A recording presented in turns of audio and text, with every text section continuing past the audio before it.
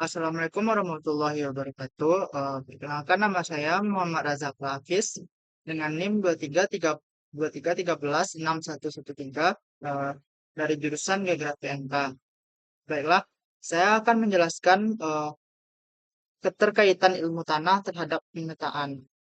Yang pertama yaitu pengertian ilmu ukur tanah. Ilmu ukur tanah adalah cabang ilmu geodasi yang fokus mempelajari cara-cara pengukuran di permukaan bumi dan di bawah tanah. Yang kedua yaitu definisi pemetaan.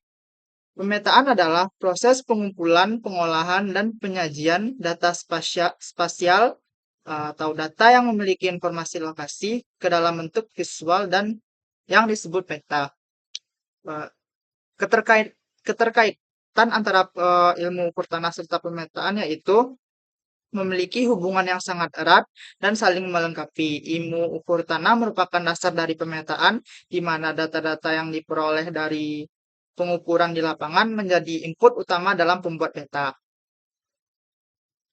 Sejarah dan perkembangan ilmu ukur tanah. Yang pertama dari masa masa Mesir kuno. Bangsa Mesir kuno adalah salah satu peradaban pertama yang mengembangkan ilmu ukur tanah secara sistematis. Mereka menggunakan ilmu ukur tanah untuk membangun piramida dan menyeberangi tanah untuk pertanian setelah banjir di Sungai Nil. Pada peradaban pertengahan, ilmu ukur tanah mengalami perkembangan yang lambat. Namun pada masa ini, gereja-gereja Eropa mulai membuat data-data sederhana yang mengelola tanah-tanah milik mereka. Pada masa modern, yaitu seperti penginderaan jauh, penggunaan citra satelit, dan pesawat udara untuk memperoleh data spasial telah memperluas cakupan ilmu ukur tanah. Sistem informasi geografis atau SIG eh, memungkinkan pengolahan, analisis, dan visualisasi data spasial secara lebih kompleks.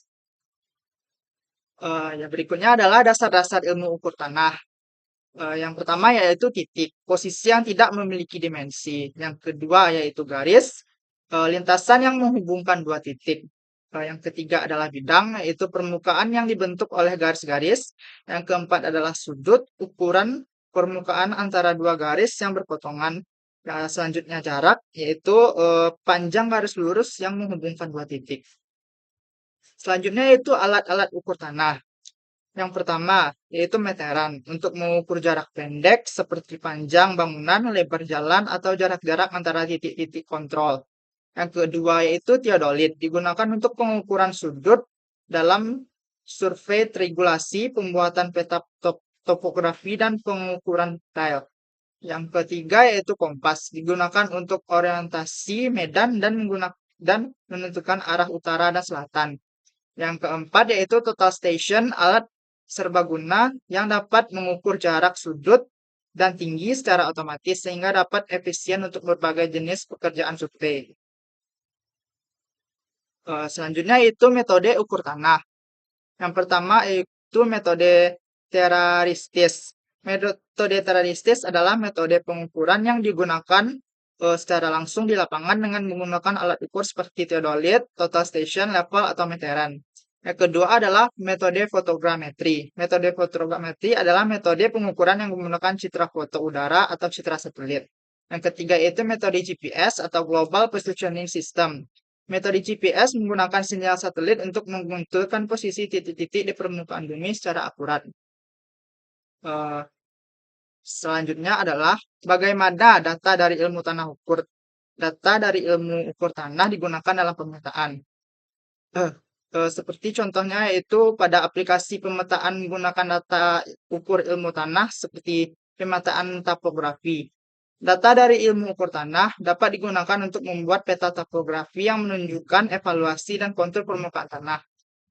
Selanjutnya yaitu pada pemetaan kadastral. Ini adalah pemetaan yang digunakan untuk menentukan batas-batas properti dan tanah. Selanjutnya adalah pemetaan hidrologi. Data dari ilmu ukur tanah digunakan untuk memetakan badan air seperti sungai, danau, dan laut. Selanjutnya adalah pemetaan infrastruktur. Data dari ilmu ukur tanah digunakan untuk merancang dan memantau infrastruktur seperti jaringan jalan, rel kereta api, dan saluran pipa.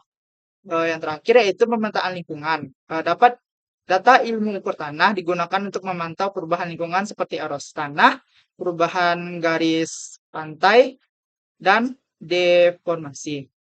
Sekian dari saya. Assalamualaikum warahmatullahi wabarakatuh.